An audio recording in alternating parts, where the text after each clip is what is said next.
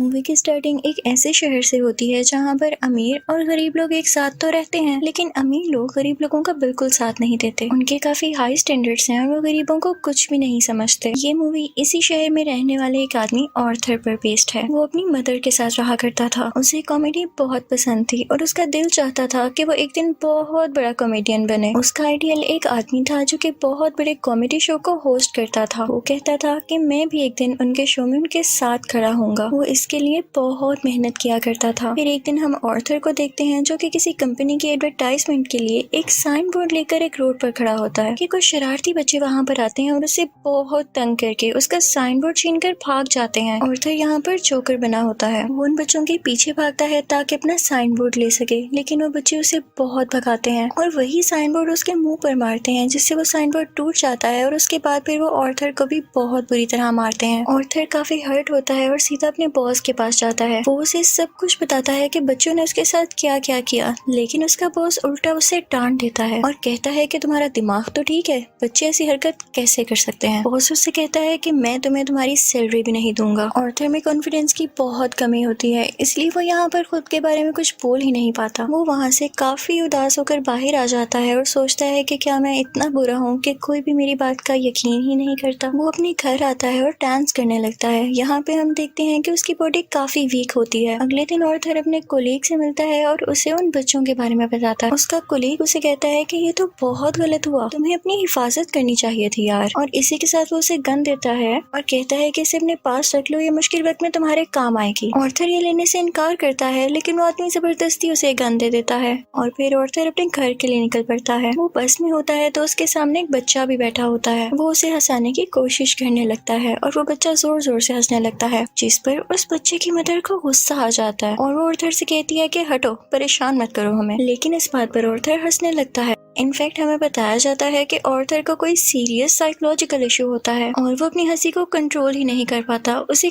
कहीं पर भी हंसी आ जाती है। वो बस में बैठी हुई उस लेडी को एक कार्ड देता है जिसमें उसकी डिजीज के बारे में सब कुछ लिखा होता है। वो घर आता है और अपनी मेडिसिन लेने लगता है। इनफैक्ट वो गरीब था और ये दवाई बहुत एक्सपेंसिव थी, तो वो गवर्नमेंट के बनाए गए मेडिकल सेंटर से ये दवाई फ्री लेता था। वो एक दिन अपनी साइकियाट्रिस्ट के पास जाता है। वो उसे कहती है कि मुझे अपनी डायरी दिखाओ कि तुम क्या क्या लिखते रहे हो। जैसे ही वो उसकी डायरी खोलती है उसमें ये लिखा होता है कि मैं उस तरह नहीं मरना चाहता जिस तरह बुरी तरह से मैंने जिंदगी गुजारी है। फिर ऑर्थर वहाँ से अपने घर जाता है तो उसकी मदर उससे पूछती है कि क्या थॉमस की तरफ से कोई लेटर आया, तो ऑर्थर कहता है कि नहीं, आज भी नहीं। इनफैक्ट थॉमस इस मूवी में बहुत ज्यादा रिच बिजनेसमैन दिखाया गया है और लोग उससे बहुत डरते हैं। उसकी माँ उसे कहती है कि अगर उसको हमारी हालत के बारे में पता चलेगा तो वो हमारी हेल्प जरूर करेगा। अगले दिन जब वो बाहर जाता है तो वापसी पर आते हुए रास्ते में उसे एक सिंगल मदर मिलती है जिसके साथ एक छोटी सी बेटी भी होती है। वो ऑर्थर को काफी अच्छी लगने लगती है, लेकिन वो अपने घर आ जाता है। यहाँ उसकी मदर उससे फिर उसी लेटर के बारे में पूछती है तो ऑर्थर कहता है आपका क्या लेना देना है उससे, वो हमारी मदद नहीं करेगा।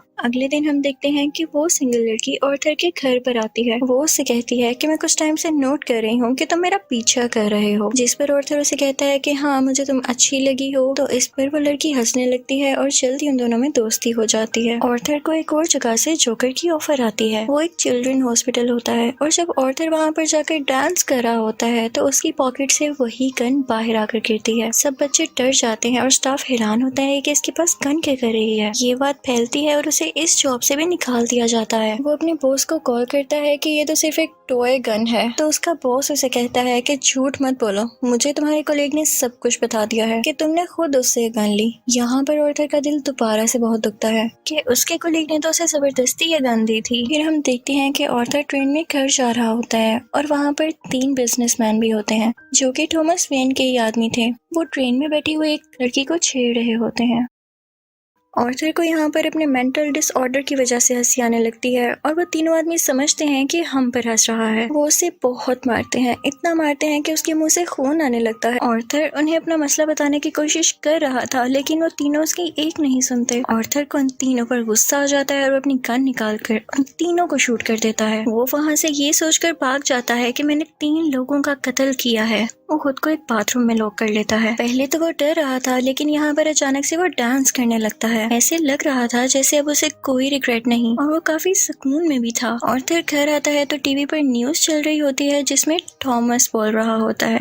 वो कहता है कि जिन 3 लोगों का कत्ल हुआ वो मेरे आदमी थे और उन्हें किसी जोकर ने मारा। लेकिन यहाँ पर गरीब लोग उन तीनों की डेथ का अफसोस करने की बजाय जोकर्स का साथ दे रहे होते हैं, क्योंकि वो सब जोकर्स के रूप में ही अमीर लोगों के खिलाफ स्ट्राइक कर रहे होते हैं। वहाँ से ऑर्थर अपनी साइकेट्रिस्ट के पास जाता है तो वो उसे बताती है कि हम आज आखिरी बार मिल रहे हैं, क्योंकि गवर्नमेंट ने हमें फंड्स देना बंद कर दिया है और अब के बाद मैं आपका फ्री इलाज नहीं कर सकती। ऑर्थर दोबारा से काफी टूट जाता है और उदास होकर वहाँ से बाहर आ जाता है। फिर हम ऑर्थर को देखते हैं जो कि कॉमेडी शो में लोगों को हंसाने की कोशिश कर रहा होता है, लेकिन वो ऐसा कर नहीं पाता और परेशानी में उसे जोर जोर से हंसी आने लगती है। इस वजह से उसका शो खराब हो जाता है और वो घर आ जाता है। घर आने पर उसकी मॉम उसे कहती है कि बेटा ये लेटर टॉमस के लिए पोस्ट कर दो। ऑर्थर जब ये पढ़ता है तो उसे अपनी आंखों पर यकीन ही नहीं आता। वो अपनी मदर के पास जाता है और कहता है आपने मुझसे सब कुछ क्यों छुपाया। उसकी माँ उसे बताती है कि बेटा मैंने ये जानकर नहीं किया। इनफैक्ट टॉमस और मैं एक दूसरे को पसंद करते थे और इवन शादी भी करना चाहते थे, लेकिन मैं बहुत गरीब थी और वो बहुत अमीर, तो हम सोसाइटी की वजह से शादी नहीं कर सके। ऑर्थर अपने बाप से मिलने के लिए निकल पड़ता है। जब वो वहाँ पर पहुँचता है तो उसके घर के गेट के पीछे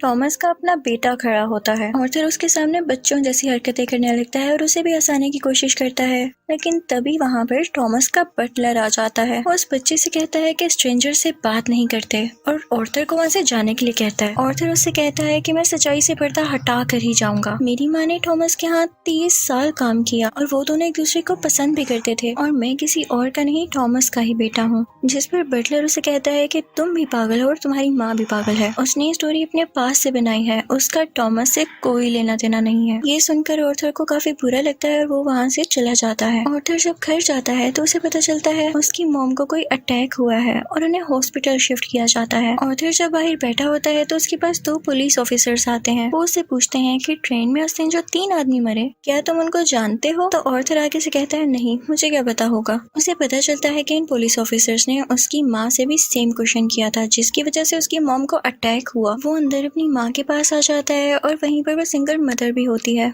कि तभी टीवी पर एक न्यूज चलती है और उस पर ऑर्थर का वही फेवरेट टीवी होस्ट होता है, वही कॉमेडियन जिसे ऑर्थर बहुत पसंद किया करता था। वो काफी शौक से उसका शो देखने लगता है, लेकिन देखते ही देखते उसे अपना चेहरा टीवी स्क्रीन पर दिखाया जाता है। बेसिकली ऑर्थर का फेवरेट कॉमेडियन उसका मजाक उड़ा रहा होता है। जब ऑर्थर को एक कॉमेडी शो में हंसी आ गई थी, ये देखकर ऑर्थर काफी टूट जाता है कि मेरा आइडियल मेरा मजाक उड़ा रहा है, इससे तो मुझे इंस्पिरेशन मिली थी। उसे सब चीज पर यकीन ही नहीं आ रहा होता। टॉमस घर आता है तो न्यूज चल रही होती है कि शहर के हालात काफी खराब हो गए हैं। गरीब लोग जोकर्स का मास्क पहने सड़कों पर निकल आए हैं और अमीर लोगों के खिलाफ स्ट्राइक कर रहे हैं। इन लोगों में बहुत दुश्मनी बढ़ गई है और ये सारे के सारे टॉमस के खिलाफ हैं। ऑर्थर ये देखकर काफी खुश होता है कि वो सब के सब लोग जोकर बने हुए थे, यानी क्लाउन्स बने हुए थे। उसे लगता है कि पहली बार उसकी जॉब की या उसकी किसी ने तारीफ की हो। अब जहाँ पर वो गरीब लोग स्ट्राइक कर रहे थे वो एक थिएटर था। उस थिएटर के अंदर अमीर लोग एक मूवी देख रहे थे और वहाँ पर टॉमस भी था। उस स्ट्राइक को रोकने के लिए पुलिस वहाँ पर आ जाती है और उन्हें मना करती है। हर तरफ हलचल मच जाती है और इस चीज का फायदा उठाते हुए ऑर्थर उस थिएटर के अंदर चला जाता है। वो थिएटर के वॉशरूम में जाता है जहाँ पर टॉमस भी आया था। ऑर्थर उसके पास जाता है और पोलाइटली कहता है कि मैं आपका बेटा हूँ, मेरी माँ और आप एक साथ हुआ करते थे, याद करें। टॉमस उसे कहता है कि मैं इस नाम की किसी औरत को नहीं जानता और उसे जोरदार मुक्का मारता है, यानी पंच करता है, जिससे उसकी नाक से बहुत खून आने लगता है। ऑर्थर घर चला जाता है और कुछ टाइम बाद उसे पुलिस की कॉल आती है। वो इनफैक्ट ऑर्थर से भी इन्वेस्टिगेशन करना चाहते थे उस दिन के बारे में जब उन 3 आदमियों का कत्ल हुआ था। और तभी ऑर्थर को ये भी पता चलता है कि जो उसका फेवरेट कॉमेडियन था उसने ऑर्थर को अपने शो में बुलाया है। इनफैक्ट उसने ऑर्थर की जो क्लिप अपने शो में चलाई थी उसकी वजह से उसकी शो की रेटिंग काफी बढ़ गई थी, क्योंकि लोगों ने उसको पसंद किया था। वो बहुत खुश हो जाता है और तैयार होकर वहाँ पर जाने के लिए निकल जाता है, लेकिन उसे याद आता है कि टॉमस के बटलर ने कहा था कि मेरी माँ पागल है। तो वो उस मेंटल हॉस्पिटल पर जाता है जहाँ पर उसकी माँ का कभी इलाज हुआ था। वो उन लोगों से अपनी माँ की फाइल मांगता है। वो वहाँ से वो फाइल चुरा कर भाग जाता है। उसमें लिखा हुआ था कि ऑर्थर की माँ का किसी और के साथ साथ रिलेशन था वो उसे बहुत ज्यादा फिजिकली अब्यूज किया करता था, मारा करता था। और इसी दौरान आर्थर के सर पर भी चोट आई थी जिसकी वजह से वो आज इस डिजीज का शिकार है। वो वहाँ से सीधा अपनी दोस्त यानी उसी सिंगल मदर के पास जाता है, लेकिन हमें यहाँ पर पता चलता है कि वो तो थी ही नहीं, वो असल में सिर्फ और सिर्फ उसकी इमेजिनेशन में थी और उसको उसके विजन्स आया करते थे। आर्थर अपने माँ की चोट की वजह से काफी परेशान होता है। वो हॉस्पिटल जाता है और पिलो से अपनी माँ को मार देता है। घर आकर देखता है तो उसे एक पिक्चर मिलती है जिसके पीछे लिखा हुआ था कि मुझे तुम्हारी स्माइल बहुत पसंद है, जो कि थॉमस ने लिखा था और ये पिक्चर उसकी मदर की थी। यहाँ उसे एहसास होता है कि उसकी माँ झूठ नहीं बोल रही थी। वो अपना जोकर का मेकअप करने लगता है और यहाँ पर वो काफी दुखी होता है और उसे कुछ समझ नहीं आ रहा होता कि उसके आसपास क्या हो रहा है। तभी वहाँ पर उसका वही कोलीग आ जाता है और वो कहता है कि जो उस दिन ट्रेन में 3 कत्ल हुए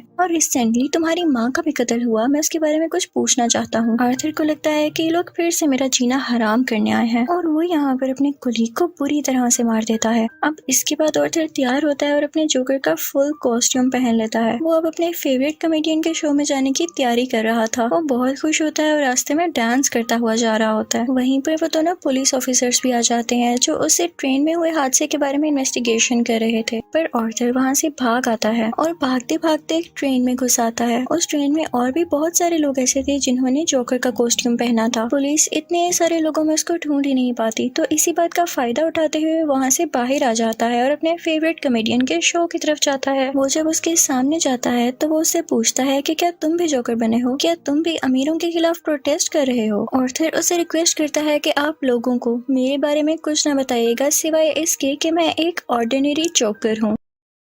और फिर उनका लाइव शो स्टार्ट हो जाता है। ऑडियंस उन्हें देखकर काफी खुश होती है और इस चीज को काफी एडमायर कर रही होती है। वहाँ पर आर्थर का फेवरेट कॉमेडियन उसे क्वेश्चन करता है कि तुम यहाँ पर जोकर बन के क्यों आए हो। तो जोकर उसे कहता है कि मैं हमेशा खुश रहना चाहता था और मैं लोगों में भी खुशियाँ बांटना चाहता था। लोगों ने मुझे इस गेटअप में पसंद किया तो मैंने सोचा क्यों ना मैं ऐसे ही आ जाऊँ। वो यहाँ पर एक बहुत ज्यादा सरप्राइजिंग बात भी करता है। वो इस लाइव शो में सबके सामने बता देता है कि उस दिन ट्रेन में जो 3 लोग मारे गए उनको मैंने ही मारा है। वो कहता है कि ये सब मैंने आपको इसलिए बताया कि अब तक कितने गरीब मरे, कितने ही ज्यादा अमीर लोगों ने गरीब लोगों को बेदर्दी से कत्ल किया, लेकिन आज तक किसी ने नोटिस किया, किसी ने भी अमीर लोगों के खिलाफ आवाज उठाई या उन गरीब लोगों को याद किया तो मुझे बताएं। और जब मैंने किसी अमीर आदमी को मार दिया तो लोग इतना शोर किस लिए मचा रहे हैं? क्या सब इंसान बराबर नहीं होते या अमीर लोगों में कोई और खास बात होती है? वो कहता है कि सोसाइटी बहुत खराब हो चुकी है, वो सिर्फ अपना फायदा सोचती है और अगर आज तुमने मुझे इस शो में बुलाया है तो ये तुम्हारी रहमदिली हरगिज नहीं है। तुम्हारे शो की रेटिंग मेरी वजह से बढ़ रही थी इसलिए तुमने ऐसा किया। लेकिन आर्थर का जो फेवरेट कॉमेडियन होता है वो कहता है ऐसी बात हरगिज नहीं है। आर्थर को गुस्सा आ जाता है कि तुम अभी भी झूठ बोल रहे हो और इसी के साथ अपनी गन बाहर निकालता है और उसे सबके सामने शूट कर देता है। लोग काफी घबरा जाते हैं और वहाँ से बाहर निकलने लगते हैं, लेकिन आर्थर को हम यहाँ पर काफी कॉन्फिडेंट देखते हैं। वो किसी से नहीं डर रहा होता। पुलिस इस बात पर जोकर यानी आर्थर को अरेस्ट कर लेती है और अपनी गाड़ी में बिठाकर उसे वहाँ से दूर ले जाने लगती है। लेकिन आर्थर रास्ते में देखता है कि उसके बहुत सारे सपोर्टर्स हैं जो उसे सपोर्ट कर रहे हैं। उनमें से कुछ लोग एक एम्बुलेंस में बैठते हैं और उसकी ज्यादा सारी स्पीड करके उस पुलिस कार के साथ टक्कर कर देते हैं, जिसकी वजह से वो पुलिस कार उल्ट जाती है और अब जोकर बाहर आ गया था। वो उन सब लोगों में शामिल हो जाता है और उसी कार के ऊपर आकर खड़ा हो जाता है।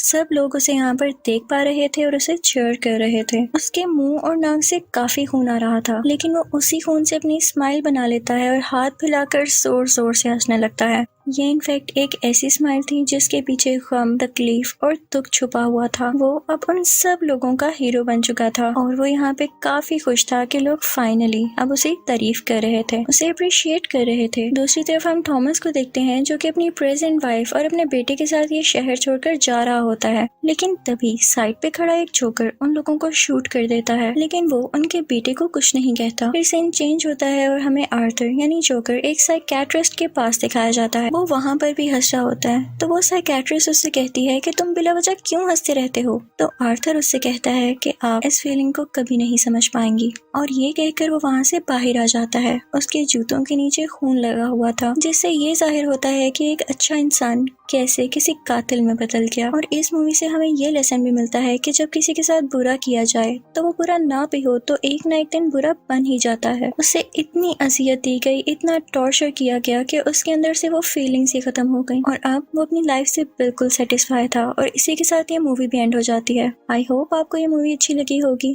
Thank you for watching.